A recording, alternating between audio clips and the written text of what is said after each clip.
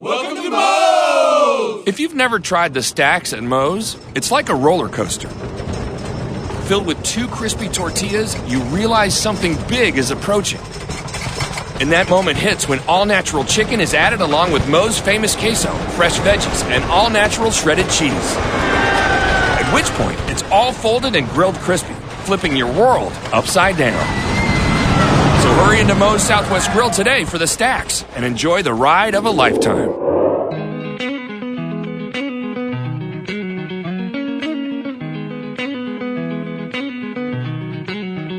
Back on the Monday Morning Quarterback, NorthJerseySports.com's original multimedia series talking all things North Jersey football. This is Season 3, Episode 6. And it is getting to be crunch time around the North Jersey football scene. I am Corey Doviak, being joined by a shortened panel tonight as Richie Ballgame Barton has decided to take the night off after a long day of covering soccer on Sunday. So we are left with just 2 experts, one of them being Jim Avatabile. Jimmy, what's going on, my man? Hey, how's it going, guys? Everything is going well here. We got a lot of football to talk about, and we will do it with our other expert, NorthJerseySports.com's own Brandon Gregory. What's going on, Brandon? How you doing, Corey? I'm over here listening to some Earth, Wind, and Fire, getting ready to talk a little football. Why don't you sing a little for us? Come on. You want to sing a little bit? Yeah. I can't sing that. Hey, you know, so you ever hear that? Who made that song? Let them sing it. That's what I'm going to.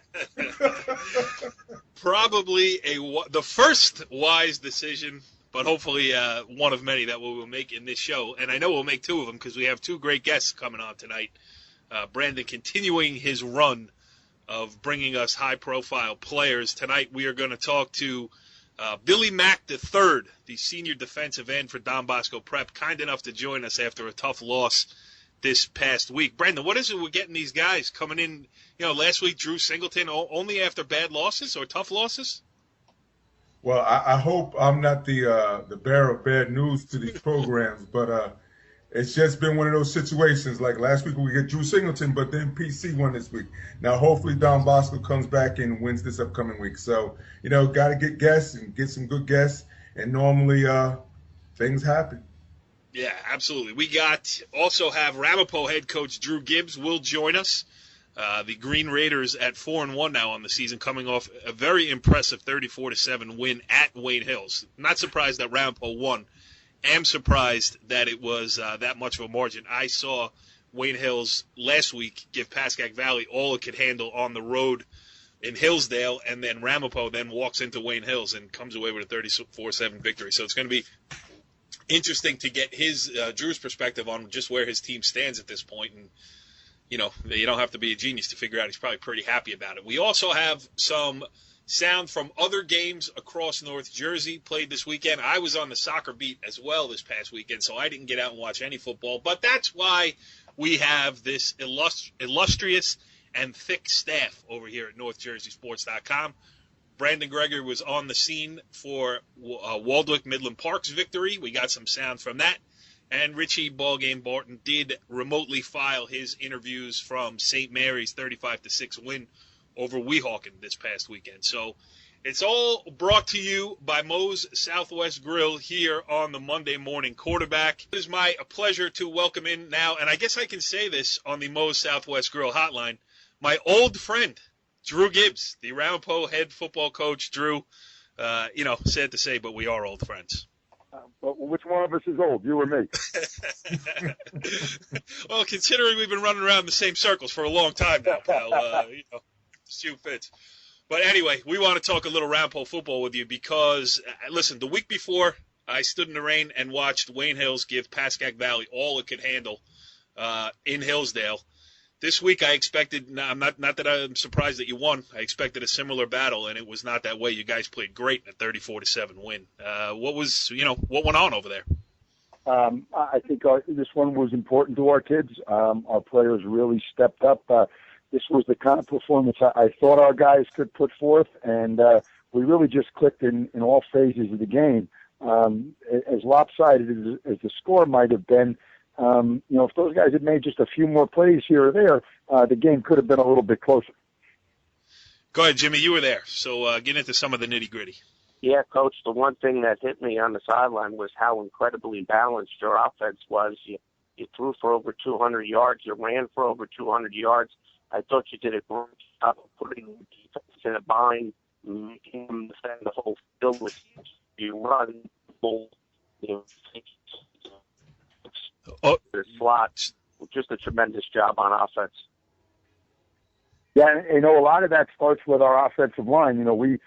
We spread it out, and I know people have questioned our toughness a little bit at times, but we're going to run the football at you if you let us. And we do present a problem, because if you want to spread out and double cover some of our wide receivers, we're going to run it down your throat. I thought our offensive line really had a great day, and obviously Keith Wetzel and Joe O'Hagan did a great job running the ball behind them, but it all starts with the offensive line being able to dominate up front, and I thought our guys really got the better of Wayne Hills up front Friday night. You mentioned Keith Wetzel and you mentioned Joe O'Hagan. They're just part of a tremendous senior class of athletes that you've had. I say that because I was there when they were freshmen and won the Bergen County basketball tournament, and I've seen them mature and grow here. And, not that you haven't had a lot of them, because you have, but this senior group here, they've put in a lot of games and a lot of sports at Ramapo, and, that experience, you can't, there's no substitute for it. Absolutely. And the other two other guys that, are right in that group is Ryan Curtis and Greg Latushko. And both of those guys had monster games for us. Greg, especially with the 2 picks on defense. And, he's been a real shutdown corner for us this year. The Laverty boy's a good receiver for Wayne Hills. And I thought, Greg did a great job. He had that 1 touchdown, but other than that, Greg did a great job on him. And earlier in the season, Greg had 2 interceptions covering Jordan Fuller. So Greg's had an outstanding year for us. And Ryan Curtis as well. He's got a number of long touchdown receptions for us on offense, and has been a defensive stalwart. So those 4 captains certainly have been real leaders for us this year. Coach, I just warn you now. I'm going to turn you over to Brandon Gregory. He is now an official employee of the Northern Valley Old Tappan High School District. So just, take this from where it comes. Go ahead, Brandon. I'll be as impartial as I can be. But moving forward, Drew, after Corey, talking about Old Tappan, after that loss, and I told you he was going to bring it up. I told you. But in a positive light. But after that loss, Corey had spoken to you on the sideline, and you were very upbeat in the conversation that you had with him. Where has the team come from the Old Tappan game or the earlier part of the year to the Wayne Hills game? What have you seen as far as the improvement on both sides of the board, and not to forget special teams, Coach Gibbs? I think, the one thing I can say for our boys is we practice very hard every week. And, we put 3 and 4 days of real hard work in, and our kids in all phases of the game have just gotten better and better. And, we're fortunate that kind of tradition and attitude has been passed down from the last couple of teams. So, I think our team just gets better and better every week.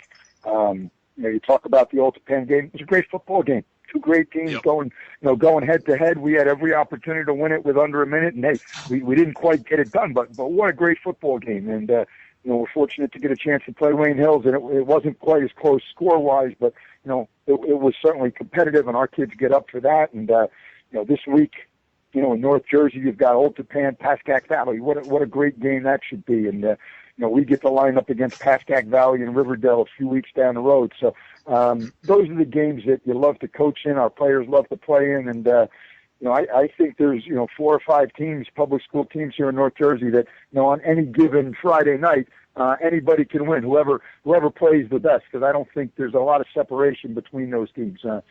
We have tremendous respect for Pascack Valley. They have a tremendous program, and they're on quite a roll. And Riverdale's gotten it done this year. And, again, we think we're right there with that group. So, and obviously Old Tappan got us in a close one. So I think, you have a handful of those North Jersey public schools that are, just great battles every Friday night, every time they meet. Go ahead, Jimmy. Yeah, Coach, obviously you mentioned Keith Wetzel, probably your best player.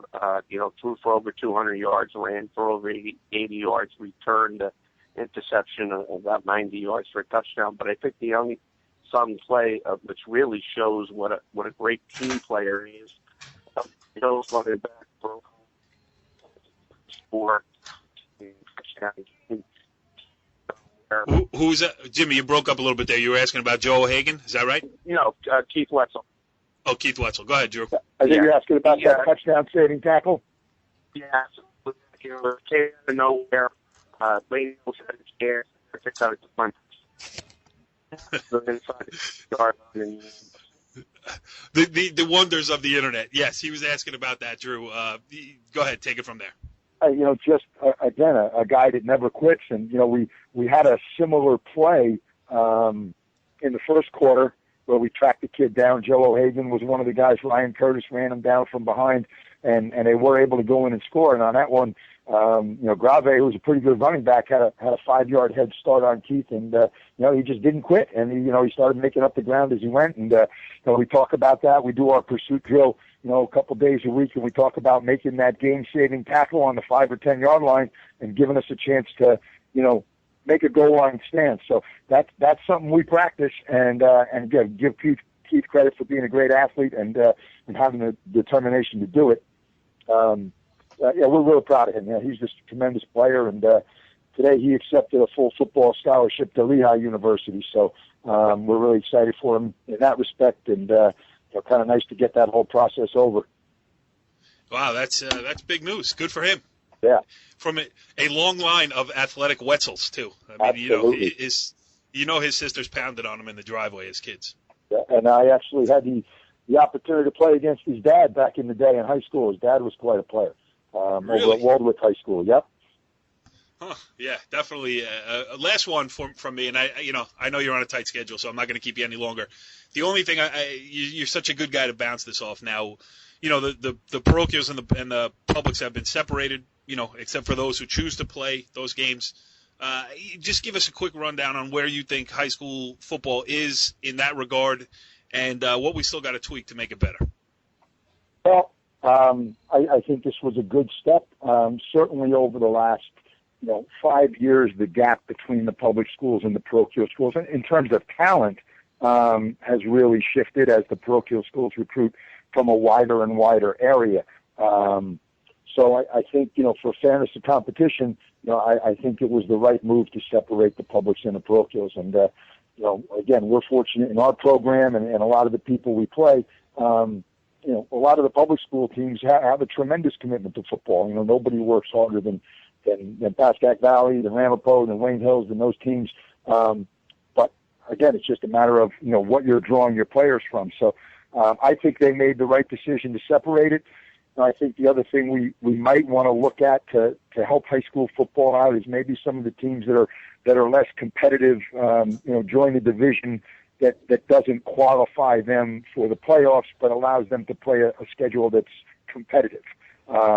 It would be great to take all the teams that maybe haven't had a winning season in a number of years and let them play each other and have a season and even maybe have a playoff bracket for those teams, but keep them out of the chase for the big cup, because it would be unfair for those teams who are all playing lesser teams to qualify for the playoffs, but at least to allow them to have some success. I think that's an idea that some coaches have bounced around recently that might be even something we could do in this big new super conference, is separate some of the teams that are at a different level so that they can compete more fairly.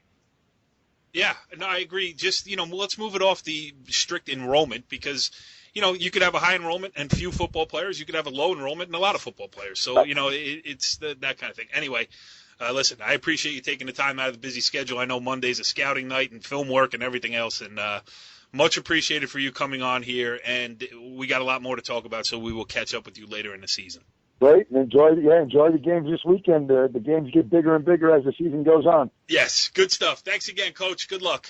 You're welcome. Bye now. All right, well, our guest this evening here on the Monday Morning Quarterback, and Brandon Gregory continuing his run of getting us some great guests here, show after show. And the latest to join us here on the Moe's Southwest Grill Hotline is LB Mack from Don Bosco Prep. And LB, thanks for joining us here on the Monday Morning Quarterback. No problem. Thanks for having me. Well, it is our pleasure to have you here, and especially we would like to thank you for coming on. Listen, we're taping this on Sunday night, and the last game that Don Bosco Prep Prep played was, needless to say, a heartbreaker. Yeah. 1916 loss to Paramus Catholic. So just, give us your mood. What do you do after a tough one like that? When after a tough one like that, you have to just convince your team to stay together. You can't fall apart. Stuff like that happens a lot to a lot of teams. You just got to come back positive.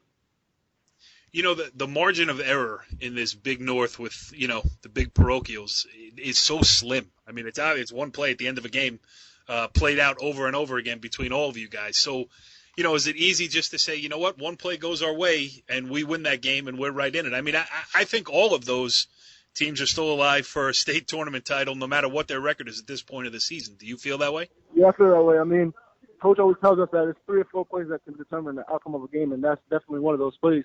But it's not the main reason why we lost. We had other little mistakes, but that's just happened to happen at the last second.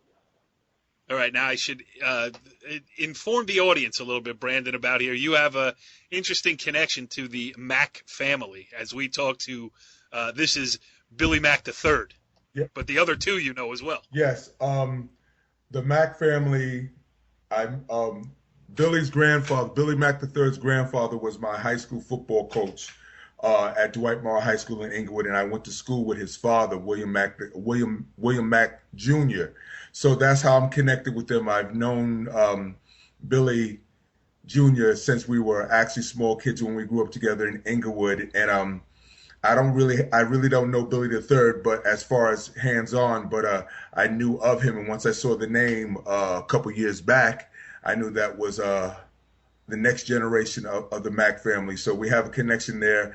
I've actually seen you play a couple times, Billy, and your father and I were good friends when we were growing up in Inglewood. Your father was so when he tells you he was a decent basketball player and football player, I have to confirm once again to the audience that he was. So you have to believe him now. You have to believe him now, buddy. Okay. Finally, I got some insight. Yeah, because they didn't have videotape back then, Brandon. No, they didn't have videotape of us back then. But didn't they do it like they draw a picture and put it in the newspaper back then? Guy in a basketball uniform. Something like that. Something to that effect. Yeah. All right. Ask some. Let's get this thing rolling here with LB. Ask him a question. Okay, real quick, LB or Billy Jr.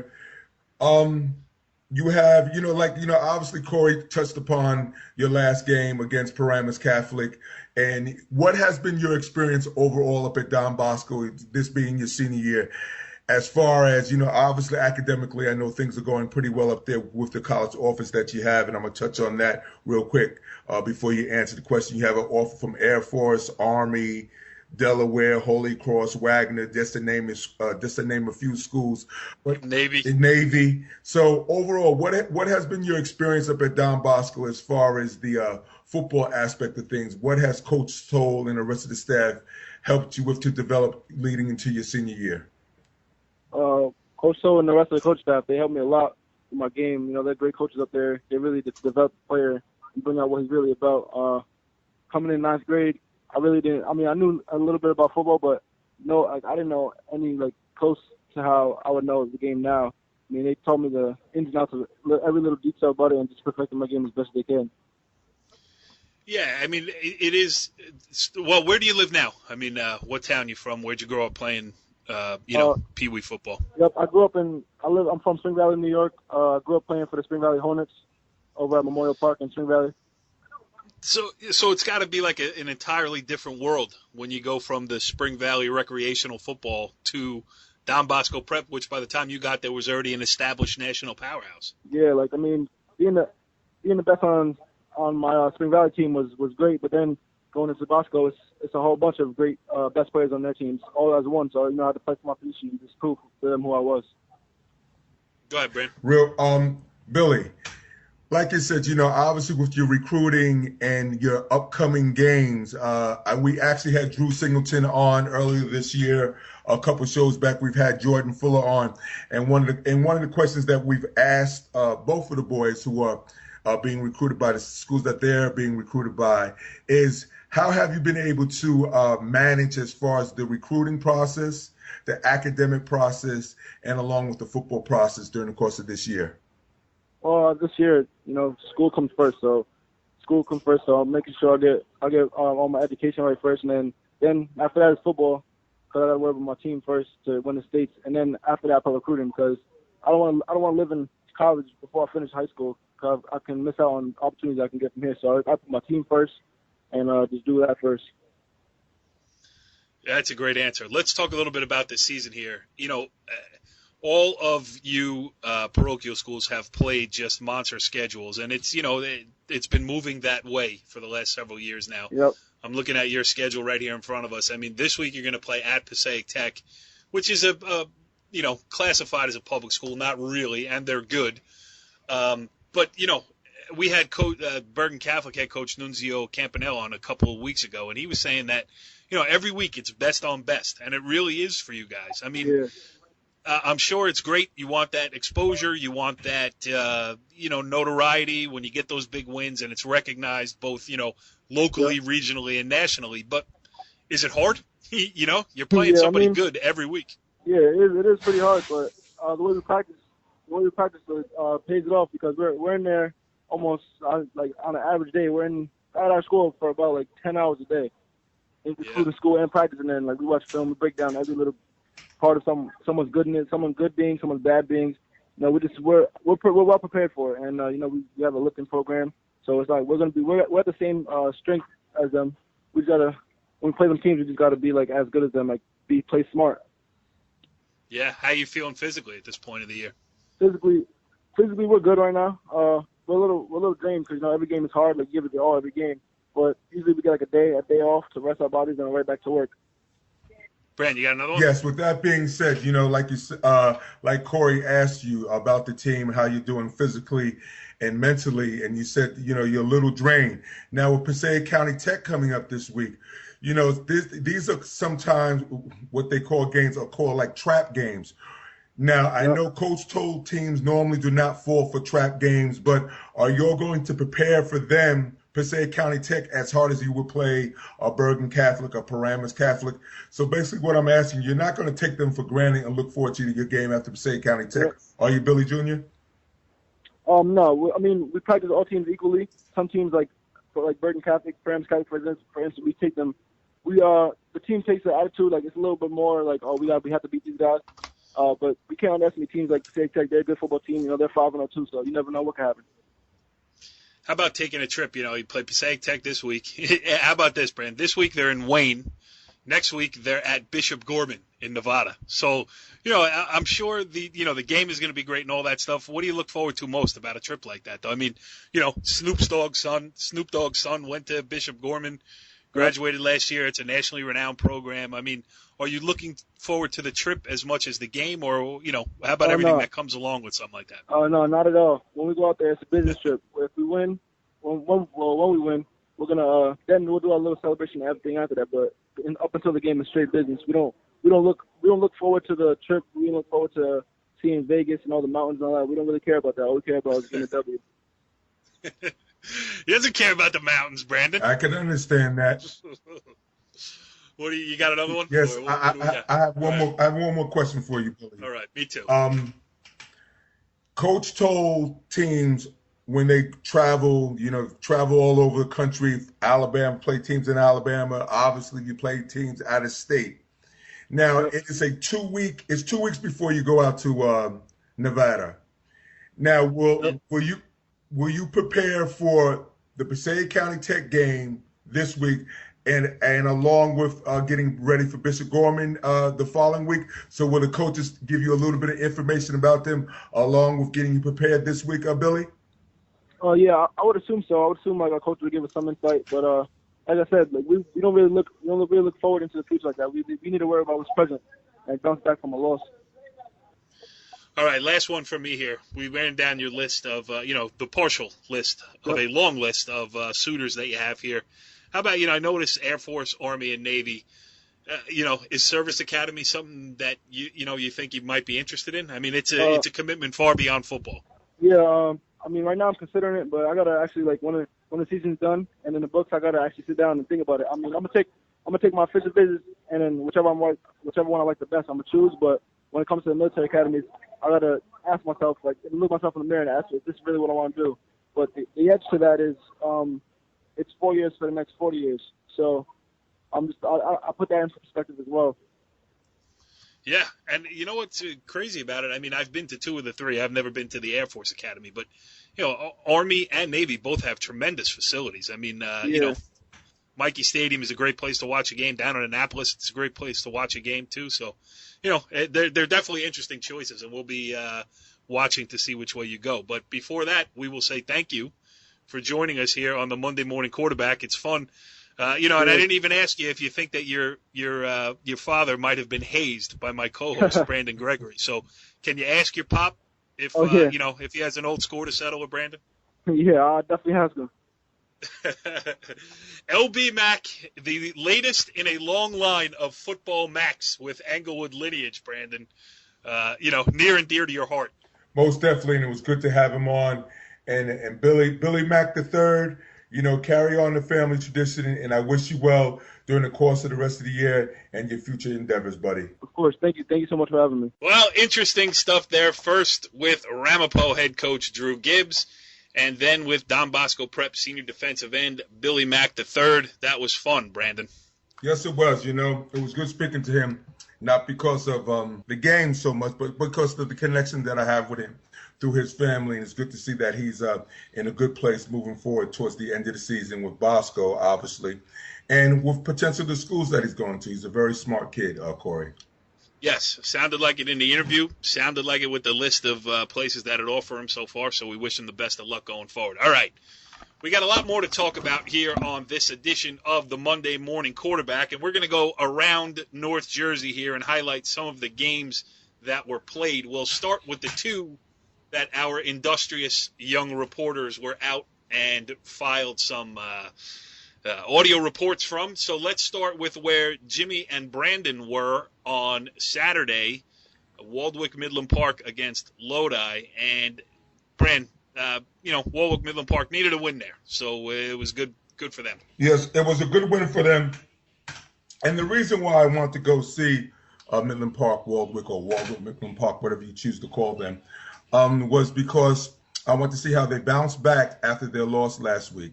And they did a good job. They have a couple unassuming ball players.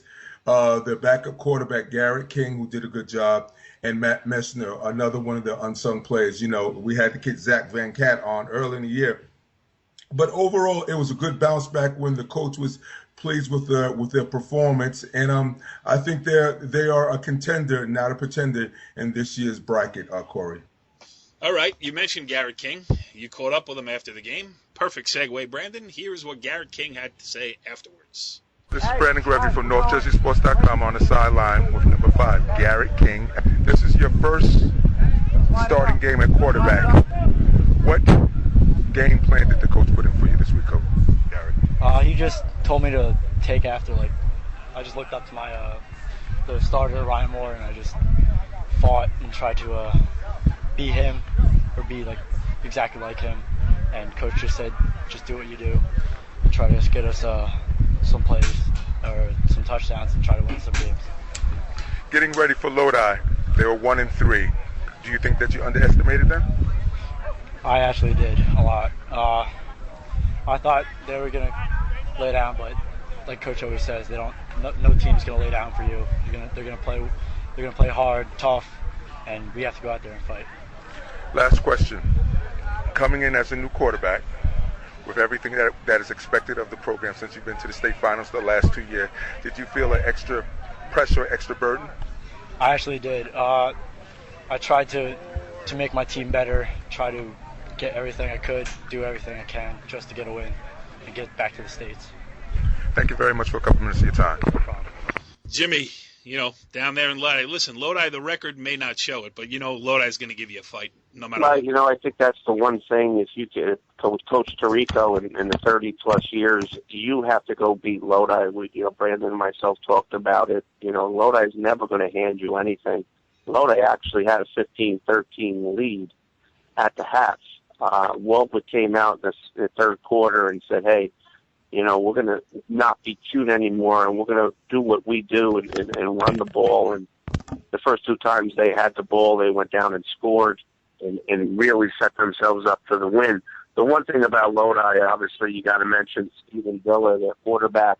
Obviously not a throwing quarterback, but a very, very dangerous person in the quarterback trap, quarterback draw.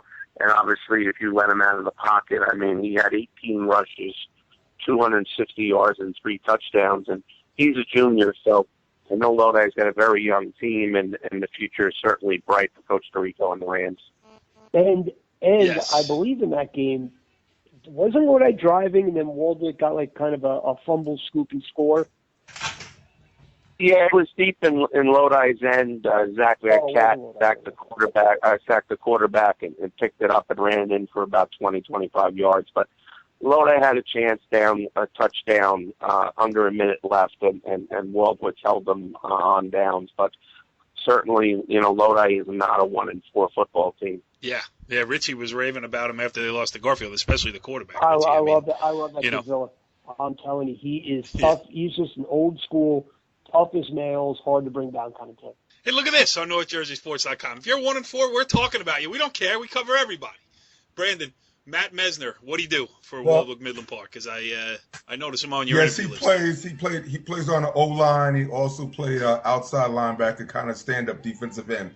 His ability to roam the field at the level that he did during the course of the game made a difference because Lodi had the running quarterback, Stephen Villa, was a very hard person to defend. But Messner did a good job reading his keys and kind of controlling Lodi when it was necessary, when it's time to make a stop. So he did a good job. He was a good ball player. And like I said, I think Waldwick Midland Park has a chance to make noise in this year's run for the playoffs. Absolutely, Brandon. I should have known better. You interviewed him, so he had to play on the offensive line. Here's Matt Mesner. This is Brandon Gregory on the sideline with Matt Messner after Waldwick Midland Park's 29-21 win. Matt, you're a two-way player on the O-line, and you play outside linebacker on the D-line. During the course of this week, number 4, their quarterback, Stephen Villa, what did you see during the course of the week on the film study that he was going to be such a threat? Well, we knew he was very agile and very quick, so we knew we had to keep contained and do responsible football like our coach taught us. And if we did that, we would be able to stop him. And some plays we didn't, but I think for the most part we did, and that's why we got the W today. At halftime, you're down 15-13. You come back, your first 2 opening drives, you score to go up 29-15. What did the coaches talk to you all about at halftime? They just told us that we had to get the ball and we had to shove down the throats and score. And we got to get a stop and just keep scoring and keep putting points on the board, and that eventually win us the game. And it did. 2 questions. Last week you lost to Glen Rock. You come back this week and you play Lodi. Was the team down? Were the coaches a little hard on you all this week to get you focused for today's game? Oh yeah, definitely. I mean, that's how you got to be. You can't just lay down after one loss. You got to get back up on the horse and you got to go fight your hardest to get the next win and continue on with your season and hope to get to the States. Last question. You're 4-1 now. How has the team responded after the loss with today's win? What do you think that you need to do moving forward to keep on improving? We just got to keep working hard at practice. We got to go 100% all the time, 110% even. And we just got to play how our coaches teach us to play, and that'll bring us all the W's that we need. All the W's that they need for sure. He mentioned his coach there, giving the support that they need, and you also caught up with Waldwick Midland Park head coach Greg Guzdas. Here's what he had to say after the game.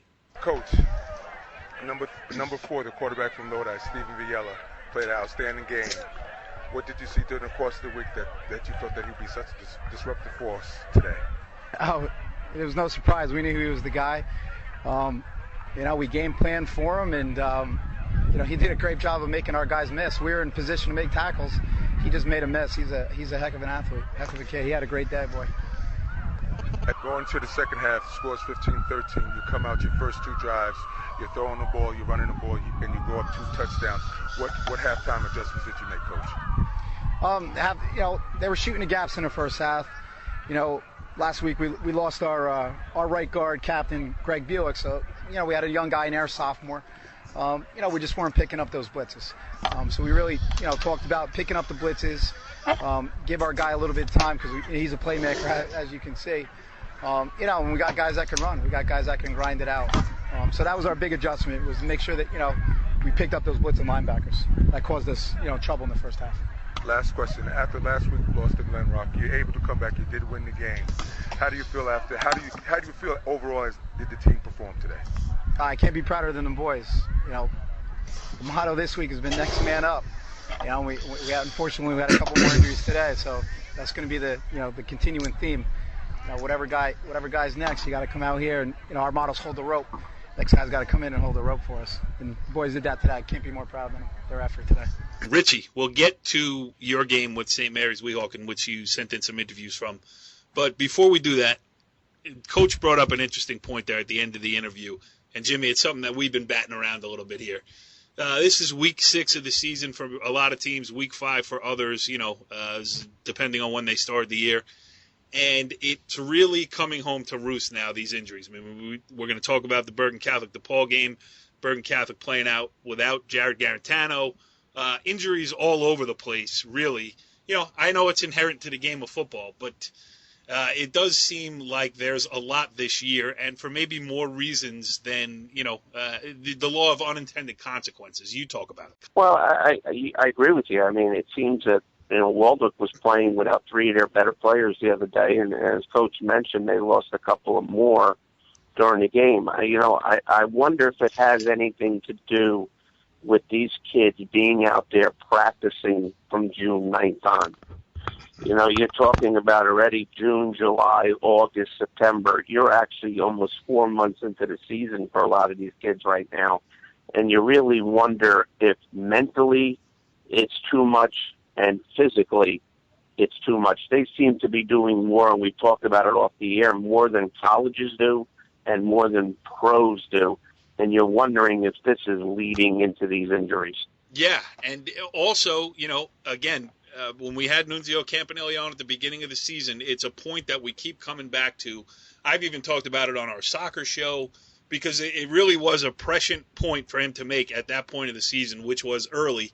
Hey, we're playing best on best every week. And when you're talking about these big boys, the Don Boscos, the Paramus Catholics, Bergen Catholics, the DePauls of the world, they are playing best on best every week. They're playing all 4 quarters. And, guys are getting banged up because they're playing other great I agree athletes. with you. I mean, you're talking about where normally in the past, you maybe get an easier game against a public school where you'd be able to sit your starters, at least at halftime. You're talking about a lot of big bodies going at a quick pace, and people are collisioning people. I know Jared Garantano, obviously Corey Bowles, and Rashawn Gary, 300-pounders hitting you on every play. The body is not meant for that. And, as Nunzio said, no one looks at it from the parochial view that every week you're putting your body out there for 48 minutes. Yeah, I mean, say what you want about how you want the publics and the parochials. These are still kids we're talking about here. Most of them are not going to go on to play big-time college football. And, we do have to worry about health, for sure. The NFL's worried about it. Everybody should be worried about it when we're talking about the game of football. So that's one of those things that certainly deserves further debate and further looking into. All right, let's move on now. Richie B., you were over in Weehawken, above the Lincoln Tunnel, to watch Saturday as St. Mary. What, they stay unbeaten? Yes, Are they still, yes, right? 35-6 over Weehawken, running the Gale sweep. St. Mary's is just, as I wrote my article, the old throwback. They, it's like, stepping into, 1954, where, only throw a forward pass if you need to. But when you have the horses up front and you're cohesive, and it just so happens that you have a nice shifty tailback, which they have in Darius Stone. I want to say Darius, but it's Darius Stone. He's not only shifty. You know what he also has, which I love? Stiff arms with both arms exceptionally well. So like he can get in a hole, get to the second level, stiff arm a kid, and he's gone. He had 325 yards on 29 carries, and he also had a 68-yard touchdown call back for, a holding call, another 40-yard run that was called back. He could have, he had a career day, and it could have been even bigger. But Giovanni Potente and Logan Gardner, Giovanni Potente is a freshman left tackle, by the way, which you don't often see on the varsity level. 6'3", 250. And right guard, their senior captain, Logan Gardner, was just mashing people up front all day. And when you do that, it makes Stone's job a lot easier. Did you say Logan? I sure said Logan Gardner. Who did you say there? Logan Gardner? Look at that. We got sound. Here he is after the game. We're here with St. Mary's Logan Gardner, senior right guard. I mean, just talk about, in this offense, tailbacks can get all the credit, but it doesn't happen unless you guys are cohesive up front. Talk about how important it was right from the first drive to come out and set the tone. You really matched them on that drive. We knew Weehawken wasn't a bad team at all. We worked real hard. We weren't happy how we played last week. And we worked real hard on the basics. We got back to what we're good at, playing the power ball. Yeah, and with your offense of just power running, it does come down to basics. It comes down to fundamentals and just man on man, and you seem to thrive off that. And as the game got longer, the stronger you get. We practice real hard. We rely on Darius. We know he's gonna do the job every play. Talk about how easy it is when you have a tailback back there that if we get a hole for him, he could go to the house anytime. Exactly. We know if we get the blocking that he's gone. Yes, that tailback is the aforementioned Darius Stone. Richie B caught up with him, and here's what he had to say. We're here with St. Mary's Darius Stone. Russ, just talk about the confidence you have in your offensive line. They really set the tone. You just had to do your job and get through the hole. Yeah, I don't really worry about my offensive line. I don't worry about blocking. I just try not to let anybody down on my front line. I told them all week, hey, give me something. I'm gonna work for it. I'm gonna get it for you. So that's all that happened today. It's all them. It's not me. Anybody should run behind them because they're just beautiful. It's beautiful being a running back and having all of them balls going in and hitting people. And then the only thing I got to do is just work one tackle. Oh, beautiful every time. Saying, once you get into the second level, then it's on you, and you're able to make plays. I want to go back to the one mistake you did make. Fumbling at the goal line, walking off the field. You had to be disappointed because that was kind of a chance to put the nail in the coffin. What's going through your mind when you're thinking, when you get the turnover, you're thinking, I have to make good on this? I told my offensive line, I told everybody, I got you, because it was all me. It was nobody else. I just had to punch it in. I got too anxious and dropped the ball. So I told them, hey, I got you. They believed in me. They patted me on the back, and I got them next year. Talk about the mindset of this team right now. You're kind of rolling along, but you still got a lot of work left to do to get to where you want to be. Well, my team, we're worried, we're not really worried about what's happening next. We're just playing the play because that's what we all love to do, and that's what we're going to keep on doing. We're going to keep on pounding the rock and keep getting these W's. That's really it. Good stuff there, Richie B. And the last question I have for you about St. Mary's is how bad was the Gales athletic director, Matt Stone? He didn't that bad. He just said, it's unfortunate that the game wasn't played in Hillsdale. Because, it's tough for you to attend the St. Mary's game when it's outside of the North Vale, Hillsdale realm. You only like to go 5 miles from your house. Everybody knows that. Yeah, the Northern Valley. All right, so St. Mary's off to a great start, continuing their run down there. All right, now we're going to go around. We'll talk about some of the other games. Now, Paramus Catholic, Don Bosco Prep, we did talk about earlier with Billy Mack from Bosco, so we'll scratch that one.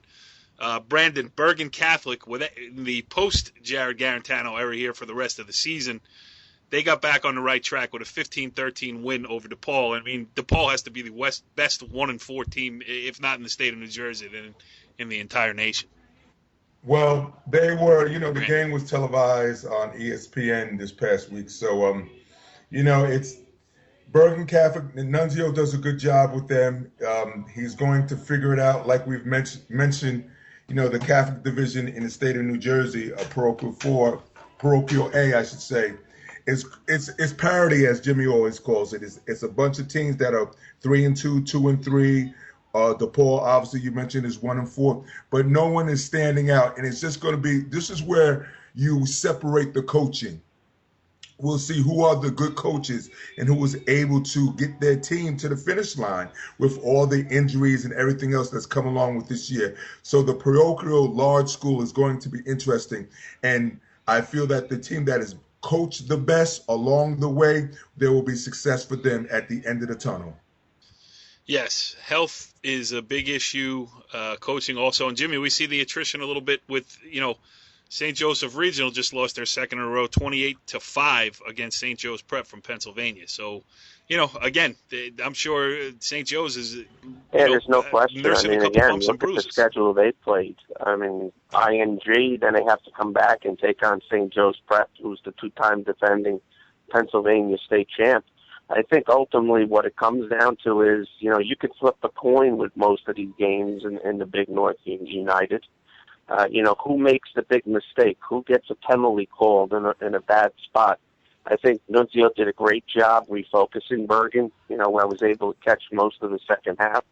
He went with a 2-quarterback platoon and, trying to create one quarterback with both of them. But DePaul, again, very talented. They just seem to make the big mistake in the big spot. But, they're capable of beating anybody on that schedule. Yeah, no doubt about it. And it does, but Garantano being out does reshape that race. I mean, people thought Bergen at the beginning of the year might be the favorite, then they played so well early. And maybe it's reshaped a little bit with his absence, probably for the rest of the season. We don't know that for sure, obviously, but Corey, may I say one more thing in reference to Prioka? It's interesting because we have kind of the changing of the guard. We have the old guard coaches and Coach Toll and Coach McKinney. Then we have the newer coaches, Campanelli, Westerville, and Hoffman up at St. Joe's. It's going to be interesting to see how all this comes together. And that's really, I think, what is going to intrigue me about the non-public A this year. I want to see how the younger coaches go against the old guard coaches, and I think that's always an interesting matchup because since Nunzio has a connection with Toll and Westerville's trying to make his own name at PC, so it's going to be interesting, Corey. Yeah, and plus the transfer window is still open, as we found out. So, things maybe the rosters for the state playoffs may look a little different too if players still, present those legitimate change of address forms here. More on that later. But let's talk. I'm going to go through some other games here. You guys stop me if you have something to say about them. And, not in the grand scheme of things, it's not a big game, but I do want to mention this one because, I have been walking around using Tenafly as an example of a team that, what are they playing football for?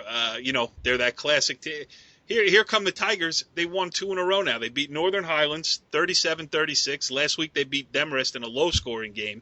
So maybe I should shut my mouth and say, keep playing football, Tenafly. Richie, they're not going to win a state championship, but those kids are still playing hard 5 games into the season at 2-3 now. And I'm thinking about trying to get Kurt Holman on the show. It's a testament to him because in the first 3 games, they really got, they really got blasted. Let's face it, in all 3. And when you do that, it's natural to start thinking like, oh, geez, when is the season going to end? It's almost embarrassing. But, what you can do then is you could just say, you know what, those 3 games are gone. We can't do anything about that. All we could do is about the football team we're going to be tomorrow and the day after and the day after. And to get through that stretch, it's a tough stretch too. Old Japan, Wayne Valley, and Lakeland are no slouches by any means. And, to get a couple wins, it feels good. And to get close wins like that, it just shows that, in football, you have to put things behind you. And that's, for some teams, you see how hard it is to do. And for other teams, when you have nothing to lose, it's easy to say, hey, let's just let it all hang out and let the chips fall where they may. And, we could sneak out a couple wins. Yeah, and Jimmy, I think my main point on even mentioning the Tenafly game is I think that plays right into what Coach Gibbs was talking about in the interview he did with us tonight. Like, why not give them their own bracket so that Tenafly doesn't have to play Old Japan, doesn't have to play Pascack Valley. It can play Northern Highlands in a 37-36 games. It could play Demarest in a close game. And let those kids, fight it out amongst themselves when we know they're not going to win a state championship. I agree with you. I think the one beauty of football is you play 1 game a week. It's not like, any other high school sport where if you lose a game, all right, you get another shot tomorrow or the day after that. I mean, if you come in, you have a 3 or 4 game losing streak, you know, you're basically miserable for a month, you know, and what a tremendous credit to them in Tenafly to keep coming back. I mean, you know, you had to have Northern Highlands team that needed that win to look to get into the playoffs, and Tenafly fought. They beat them, and it really hurt Northern Highlands' opportunities to make the playoffs. Yeah, and I was watching it on Twitter. You know, there were some updates coming in and out. Tenafly had a lead, and then Northern Highlands came back on them, and you kept waiting for Tenafly just to buckle, and they didn't buckle. So congratulations, Tigers, and good stuff for them. All right, some more stuff that is more pertinent to playoff races here. Riverdale 6-0 now after a 36-7 win over Westwood. Coach Nymphius does a great job every year. We're saving him. We're going to have him on later in the year to talk about it, but this is a great start for the Golden Hawks here, Brandon, and, you know, hard to do better than that. And Riverdale-Westwood's a traditional rivalry. Listen, we know Westwood is not the same team that it's been. It's going through a little bit of a rebuilding, but still.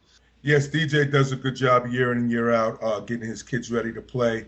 Like I say, he challenges his program by going out of the area to find games so that at the end of the season, they're ready to play at a high level in a good brand of football. And I really think that's the key to their long-term success that he has built over at Riverdale. So, you know, does it surprise me that they're 6-0? No.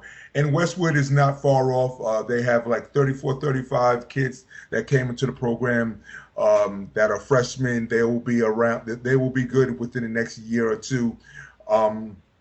And what you're hoping for, the situation at Westwood, maybe they go 5-5 this year, maybe they sneak into the playoffs. But obviously with the consolation game that is played at the end of the year, they'll get an opportunity to play at least 10 to 11 games. So that's really important for the long-term success of their program, Corey. Yeah, extra practices too, for sure. You know, that's good. And Richie B, if I wasn't such a wimp, the game that I would have done on Saturday night after it was postponed from Friday. But, of course, I am an old man and I am cranky. But that doesn't change the fact that Richfield Park improved to 5-1 on the season with a 24-9 win in a key matchup against Pascack Hills, which is, you know, a team that has gone through its ups and downs and is on the upswing. Yeah, no doubt. I mean, Pascack Hills is an emerging team, but, you know, with Richfield Park, they're just going to grind you down, wear you down. They do it up front. You know, we talked about Elijah Carlos and Dante Cathurso in the backfield on a previous podcast. I mean, they're a tough team, and it's tough not to like the Scarlets moving forward. They're gonna be a real tough out come state tournament time, because again, when the weather gets colder, you know, you're just not going to be able to throw the ball the way you'd like to, and it's just, you know, it's like like what we talked about on the podcast with Westwood deciding to play Richfield Park last week on a night that was, you know, torrential rains. I mean, that played right in the Richfield Park's hands. And that's the type of team that wins come playoff time. And my last question about that game, Richie, is it hard to be such a Richfield Park fanboy, or do you find it comes easy? I mean, I don't even hide it. All right, moving on here. Another low-scoring and impressive again. And, Jimmy, I know this is a team that has caught your eye during the season. Beckton now 4-1 after a 10-6 win over Cresskill. I tell you what, Beckton is probably one of the best defenses in Bergen County. I mean, I saw them. They lost to Heights 7-0 that night, but I think they've only given up 20 points in 5 games against Hasbrook Heights and Cresskill. So they're there. If they can get a little bit better offensively, they're going to be a very, very tough out in the playoffs. Yeah, defense will do you well in the postseason, that's for sure. And Brandon, I know your favorite team is still perfect on the year after Rutherford improved to 5-0. Yes, my favorite ball player with the easiest name to pronounce, Kevin Kazakowski. Do you like that, boys? Kazakowski played another good game. And Rutherford is a sleeper that, you know, teams need to be aware of. And I'm going to try to get Kazakowski on before the end of the year also, Corey. That's one of the kids that I would like to get because, you know, like on a small school level, he sacrificed and stayed home, and obviously he's reaping the rewards right now. And Rutherford is having a resurgence of good play right now. A resurgence, excuse me. Yes, and you know, I didn't even mention the fact, and Jimmy, I'm sure you picked up on this too, but when we were talking about Lodi, did you notice that Brandon pronounce the name Stephen Villa. I wrote it down here. Stephen Villaya, Stephen V. Ella. And so, he gets Kazakowski right. All of a sudden, he's walking around like a peacock over there. It was funny. Before we got there early for the Lodi game, we walked inside. They have all their trophies and from years past. And, you see that one trophy sitting in there, the 1938 Lodi team, who went undefeated and unscored upon, the last team in New Jersey to do so. And Richie's team, Hudson Catholic, put up another 0 this week. They haven't given up a point in 5 weeks. So, we might have a challenge to that Lodi team. That's crazy. Hey, I got a game that we haven't mentioned. All right. Just biggest upset of the weekend, Lyndhurst beating Garfield. Undefeated Garfield at that going into that game. That's a big win for the Golden Bears. They're 2-3. They won 30-21. That was on my list. I was just about to talk about it. But that's not the one that I want to close this edition. Season 3, Episode 6 of the Monday Morning Quarterback. I only have 2 things to say. Palisades Park / Leonia 40, Elmwood Park 6, go fighting Tiger Lions, and let's go Mets. Follow the leader.